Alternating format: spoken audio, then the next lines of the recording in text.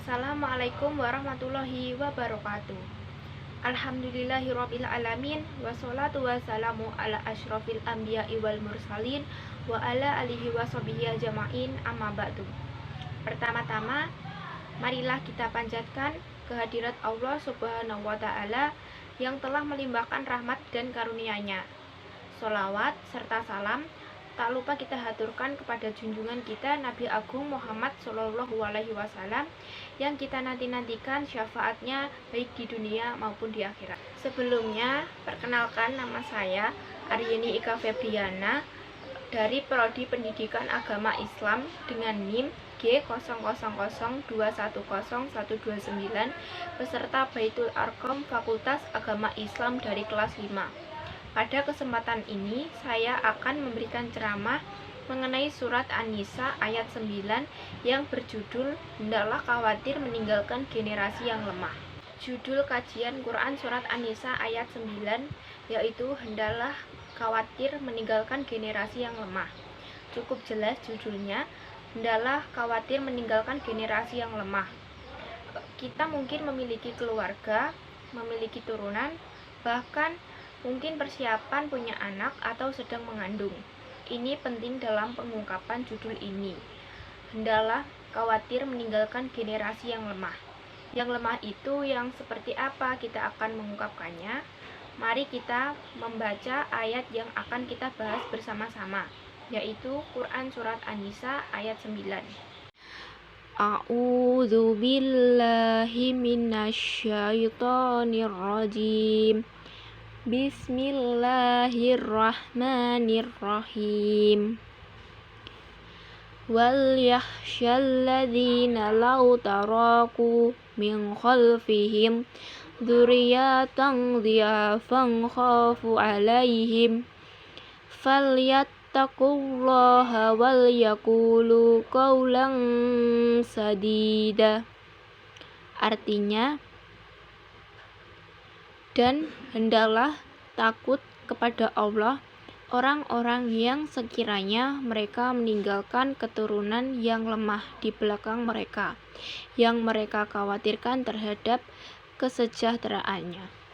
Oleh sebab itu, hendaklah mereka bertakwa kepada Allah dan hendaklah mereka berbicara dengan tutur kata yang benar.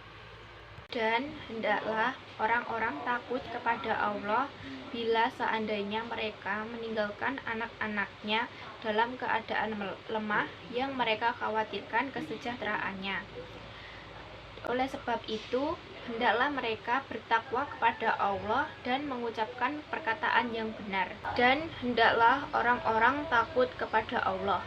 Semua orang, siapa saja, tidak terikat masalah keyakinan, daerah, kampung, dan seterusnya.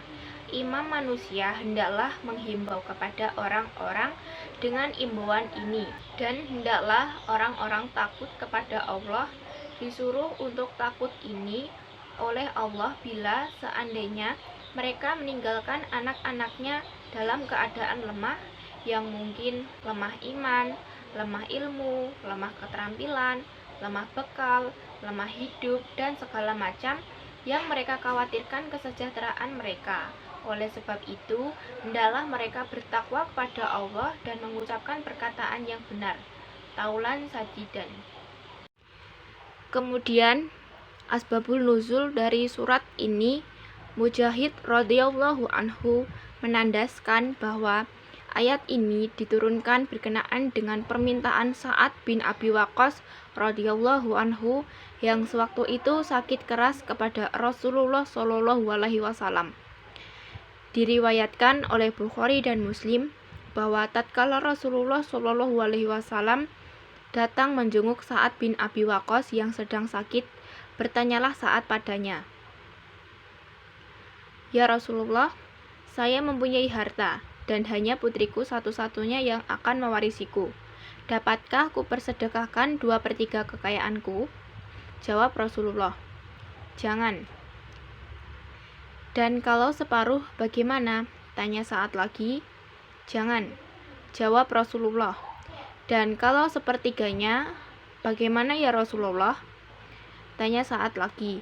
Rasulullah menjawab, sepertiga pun masih banyak.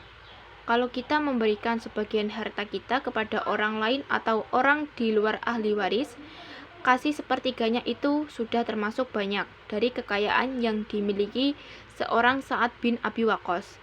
Itu asbabul nuzul, sebab turunnya An-Nisa ayat 9.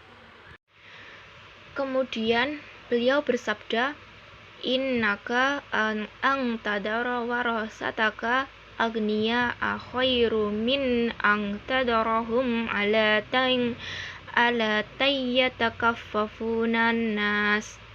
Artinya, sesungguhnya lebih baik meninggalkan ahli warismu dalam keadaan kaya daripada meninggalkan mereka dalam keadaan miskin yang meminta-minta. Hadis riwayat Bukhari dan Muslim. Jangan sampai meninggalkan turunan dalam keadaan miskin yang meminta-minta. Meminta-minta itu tidak bagus, yang bagus itu memberi.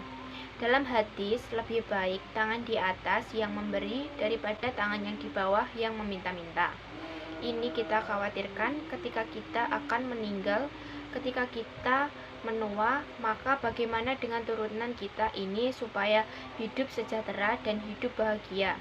Merupakan bagian mereka yang ditinggalkan oleh orang tuanya. Diriwayatkan oleh Ibnu Abbas berkata, sepatutnya orang turun dari sepertiga ke seperempat atau mengenai wasiat, karena Rasulullah Shallallahu Alaihi Wasallam telah bersabda bahwa sepertiga pun banyak. Kandungan ayat dari Quran Surat An-Nisa ayat 9 yaitu, dan hendaklah takut orang-orang yang seandainya meninggal dan meninggalkan di belakang mereka anak-anak yang masih kecil-kecil atau lemah yang mereka takutkan mengalami kezoliman atau tak terurus. Gara-gara tidak mendapat peradilan, nanti kedepannya menjadi orang-orang yang selalu zolim hidupnya. Nah, ini yang diamanahkan oleh Allah Subhanahu wa Ta'ala. Kita harus punya perencanaan, memiliki apa yang perlu disiapkan sebelumnya.